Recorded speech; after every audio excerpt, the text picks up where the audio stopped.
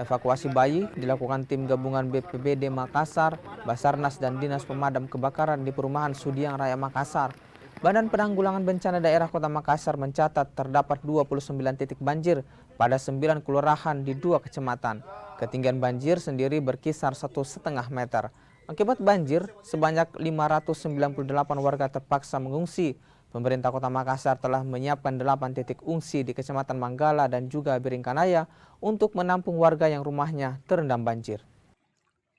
Akibat intensitas hujan yang cukup tinggi di Kota Makassar, ini mengakibatkan 22 titik banjir di 9 kelurahan di 2 kecamatan.